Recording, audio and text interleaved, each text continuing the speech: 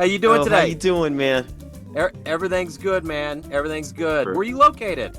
I'm located in Helsinki right now. Oh, wow. That's a trip. It sure is. Awesome. Well, I'm in the middle of America. I'm in Kansas City. Oh, there So, you go. Great yeah. town. Yeah, Yeah, it's a great town. Well, man, it's great to catch up with you. I'm looking forward to getting into your work, to get into your career. So, thank you for great. taking a minute out. You're welcome. It's a pleasure. Thanks for having me. Yeah, absolutely. So, we're entering a new year. We're past the pandemic, but that really did rock a lot of what was going on with the music world for a while. How many of those reverberations of that time period have influenced the way that you approach your work and your creative process now? Well, during that, it really did rock the world, and in my world, a whole lot. And basically, what really still reverberates with me is the need to be with people Yeah, yeah, and to make music and to have, your artistic voice connect with a lot of people. And that's important. That it was one of the main things with Cambio, because Cambio means change. yeah. So out of the corona and out of the pandemic, I felt like I had a lot to say. I got together these great guys and wrote these great compositions that were written under that time period and some that were written before. Because of the pandemic, a lot of it coming out of that was recorded, in different locations online and things like that. So we put together a remarkable project that I believe reflect in all the titles what I was feeling and what I was reflecting upon. Because remember, when we were alone, we were reflecting on all kinds of strange things that I never had a chance to really think about. So I think it came out in the music. Yeah, for sure. So talk to me a little bit about this project. Uh, You know, I think right now we're entering a time period, particularly in America, where we need the arts in a way that we may have never needed before. Yeah. And your album being title change, talk to me a little bit about this album, what you're hoping people get from it.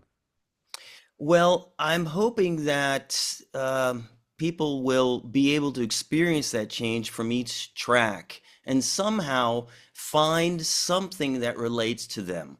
I really wanted to have different pieces and different keys and different time signatures with a different lineup. Sorry to use different so much, but it's true. When you have guitar, vibraphone, bass, and percussion, we haven't had anything like that since basically we look at the records of Caribbean Jazz Project. We have some isolated tracks with Steve Kahn. We're thinking back to Cal Jader and Gary Burton. So my love for the vibraphone and my love for Latin jazz is what I'm hoping will be the first thing that'll grab people. And then they'll take a little bit of retrospective with my background, which is Puerto Rican heritage. So they might get a sense to dance. And also we have this thinking side for the musicians. So they might be thinking, man, how did he do this? And how did he do that? And then a little bit more personal with Hija Mia to my daughters, and then something to one of my guitar heroes, Mick Goodrick and San Miguel de los Acordes, and then something for the jazz musicians again with Todo Lo Que Fuiste, which is contrafact on all the things you are.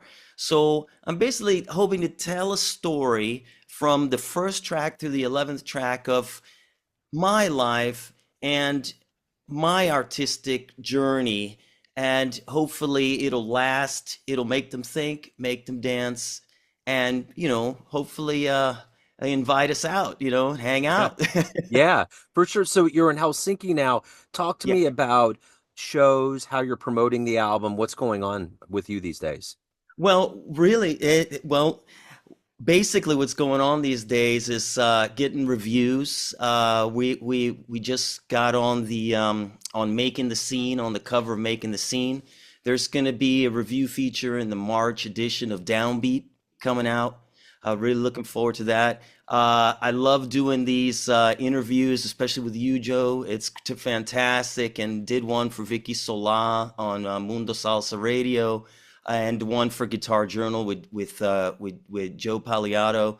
Um, and then right now we're now going to try to get a tour happening in the summer to the fall of this year, and like that, and the middle writing for a new record as well, and hopefully re-releasing an old record of mine as well. So Blue Canoe Records has been fantastic, and my producer Jimmy Haslip has been wonderful. So I look forward. It's a fruitful relationship. So, for a lot of paid people out there that have never been in a studio and watched this process Yeah. unfold, how vital is the producer in this process? You just Well, mentioned Jimmy. yeah. Well, Jimmy, the producer, it's amazing because he is the main producer. We co-produce, but he's my elder, and I worked with him on my first record, Nepenthe, back in 2000. And also, I have another mentor, Steve Kahn, where I learned a lot about producing as well. So the main thing about the producer is understanding the artist's vision, getting the best out of the artist, getting the best out of the musicians. This is the really vital thing, the vital role of the producer. And of course, because he's playing too, he has that intimate relationship. I've known Jimmy for so long that, it turns out he always knows what I'm thinking. And when you hear those stories about those great producers, Quincy Jones, and it goes on, they've always been great mind readers. They know how to inspire you, motivate you, and somehow just finish your musical sentences as well. Yeah. Yeah, for the whole complete package, this is fantastic, Yeah, well said. So let's get into your music journey. Take me back to where you were born and raised. How did music specifically and more into it, jazz, how did that become your life? Well, I was born and raised in Williamsburg, Virginia, first generation Puerto Rican, born in the States. Yeah. So I identify as a Puerto Rican, even if I was born in Virginia. And in the household, my parents weren't musicians, they were music lovers. I had a brother who played 12 string. And at that time in Williamsburg, they had a great musical program. I had a neighbor who played guitar. And the typical story, my grandfather gave me a guitar, my brother played guitar, my neighbor played guitar. I grew up playing clarinet. I was talented. I and they were all telling me, check out this, check out that. I fell in love with Santana, had a garage band, went to Berklee, and somehow got bit by the jazz bug. And then in the middle of the journey, I realized, oh my goodness, I'm a Latino, I'm Puerto Rican. And I love this music because it was going on in my house the whole time, but I didn't play any traditional instruments until later.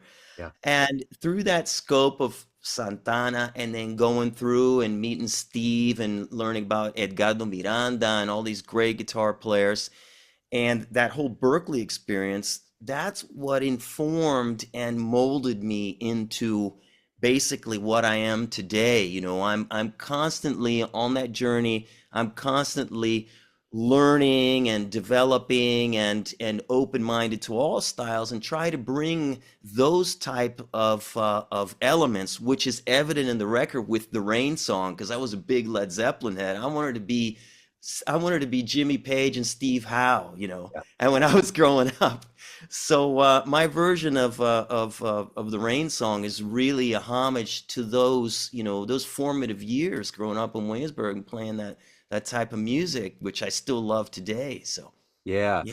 What was the first live concert, whether jazz or otherwise, that you saw that blew you away and made you think you want to be up there one day? Oh man. Well, I have to mention this. The first concert I saw was Kool and the Gang, and that was Right on. something else. That was something. I saw it in Busch Gardens in Williamsburg. Then I got to see, I think the most definitive was when I was at Berklee and I saw Pat Metheny in the Beacon Hall, and that was when I think We Live Here during that tour and Secret Story. I saw that. That was just amazing. But I've been performing since I was 5 years old in Yeah. the high school. One of the most famous stories that I remember, my parents told me that I had lost my two front teeth, and I had to sing in elementary school. All I wanted for Christmas were my two front teeth. So, so, you know, I was always on stage, but I think it was really when I saw, Pat, it was really something else and something about playing guitar, and it was just something that bit me. But it's a great question because it has to be somewhere in between Kool and the Gang and Pat Metheny. And Yeah. I even saw, Van Halen with Sammy Hagar. Well, that was fantastic. Yeah. So I saw Van Halen. They with the reunion, very short-lived with David Lee Roth, I believe in Oh, 2017 or 18. yeah. And I think Kool and the Gang opened for them. Oh, goodness me. I Was think it? it was one of those kind of like Motown bands. And I was like, Yeah. how did that come together? Apparently, the story goes Eddie took Dave to his first concert, and it was Kool and the Gang in Southern California. Goodness me. So that's how He's, he got the bug. And when he was watching, he was transfixed. And that's why yeah, Dave's flashy like that. That's think about that being your first experience and that translate that into him jumping around and screaming and absolutely. you know what I'm saying? Yeah, I do know what you're saying. I do know what you're saying. Well, there's some times where I've been on the stage doing the duck like Chuck Berry, so maybe that Cool in the Gang thing rubbed off on me as well. Yeah, it's amazing how influential a lot of these genres are, even blues. I was talking to someone in Memphis yesterday, and Yeah. Kansas City's signature sound has that blues feel. Jay Oh, McShann, yeah. Charlie Parker, all those Mm. cats, all of it. And it's just amazing how these genres kind of bleed into each other. Absolutely, the tradition. Yeah. Absolutely.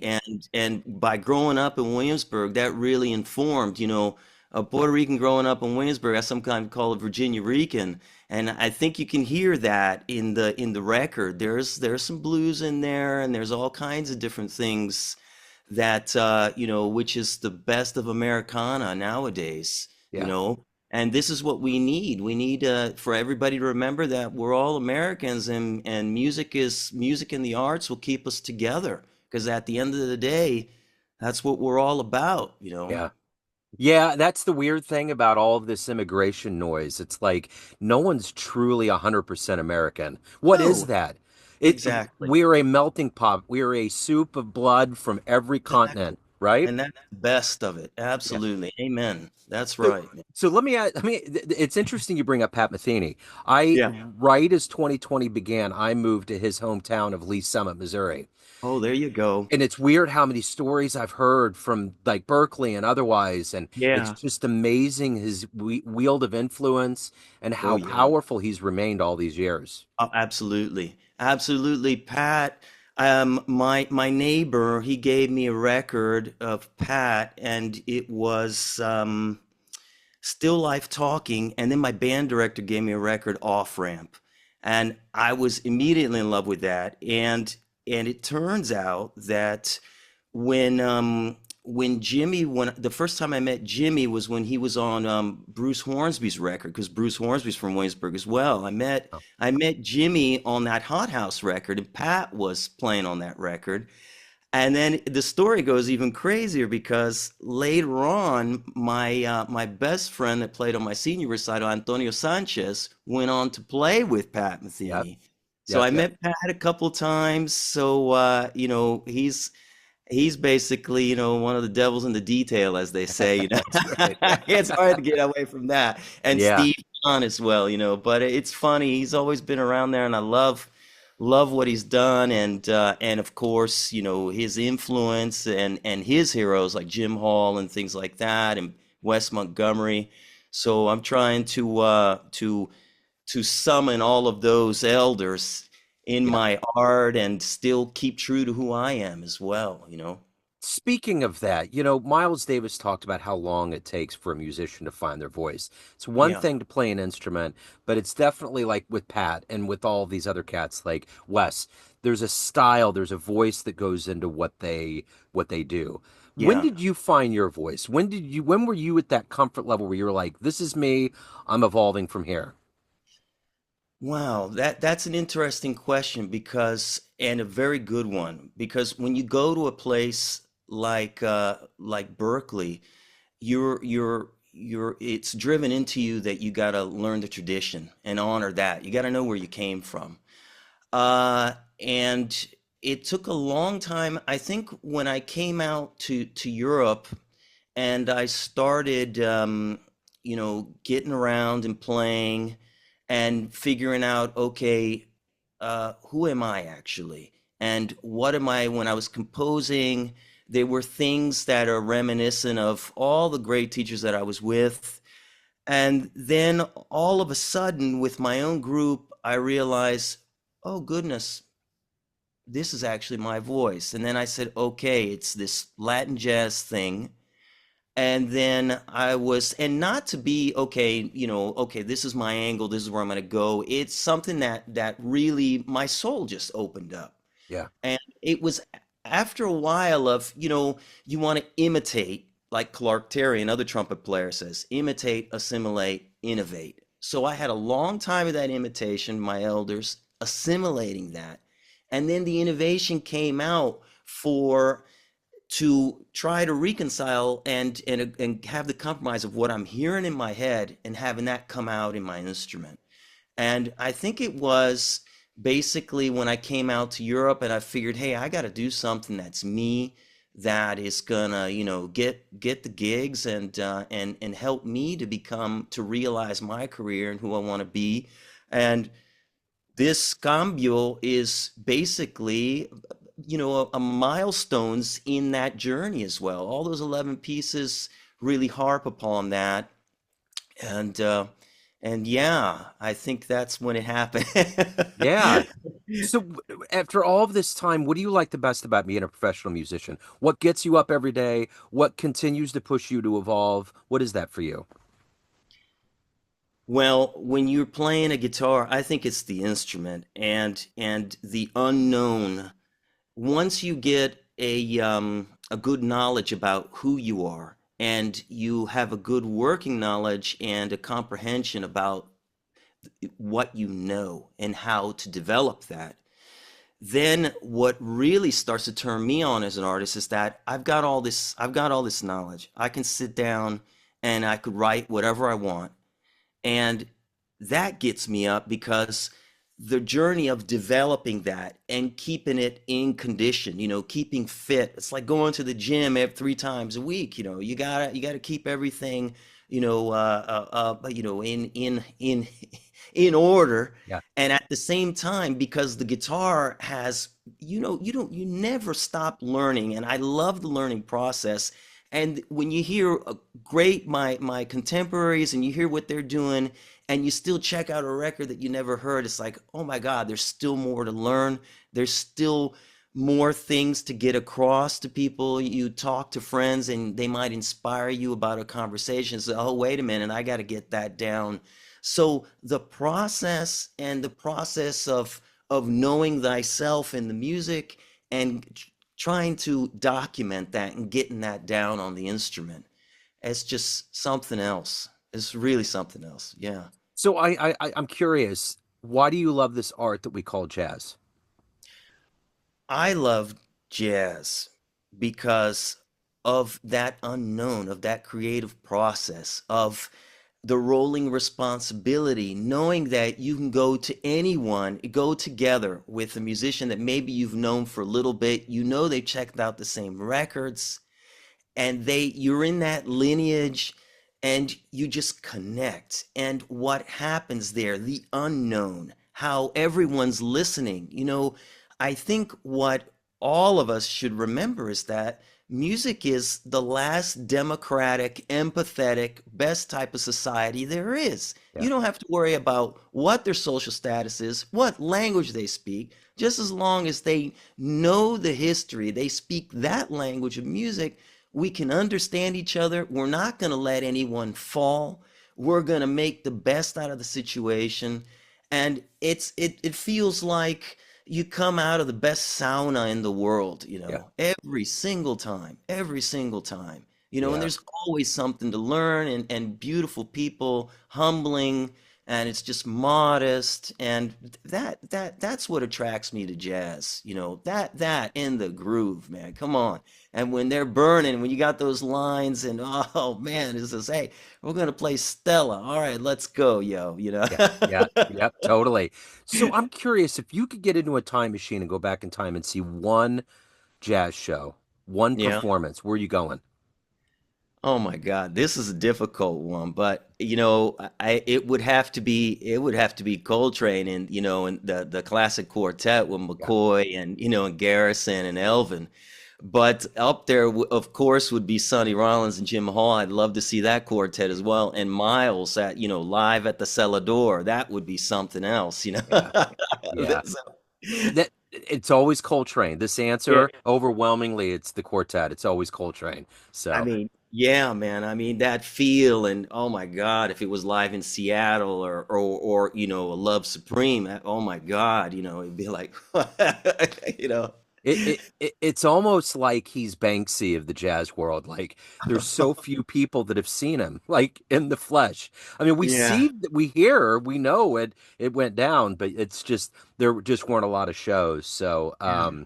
I remember you mentioned the vibes. I did a vibes centric show Oh, for Christmas this year. Warren Wolf came to Kansas City and oh, he great. tore it up. I mean, I bet he did, it man. had a bunch of Kansas City cats around him and he just went after it.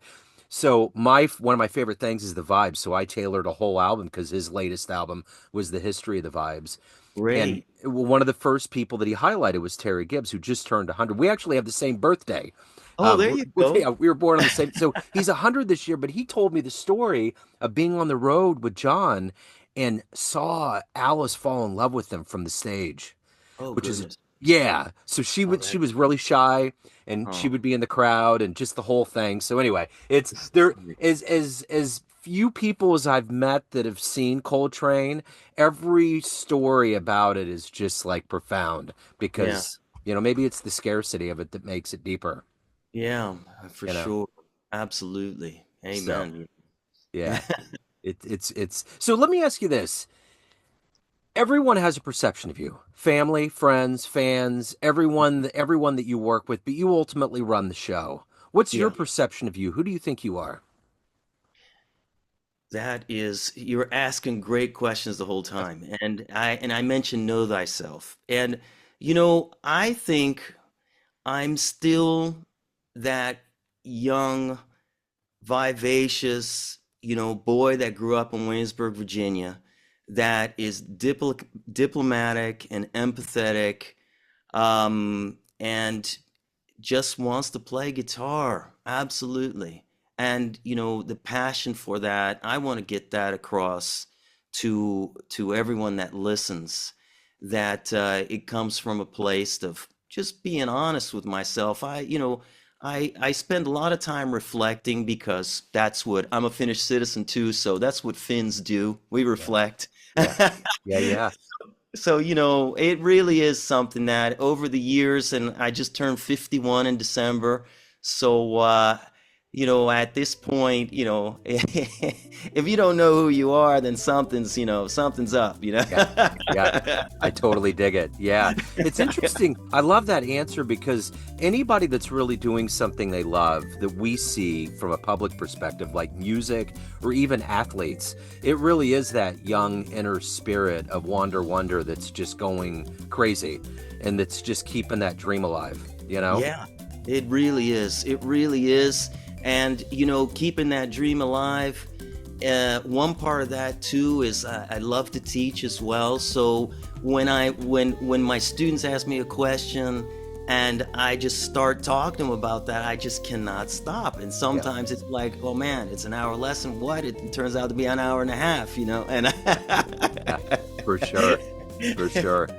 So, where's the best place for people to pick up the new album Change or to find out about live shows? Any of the good news in your world, where do they go?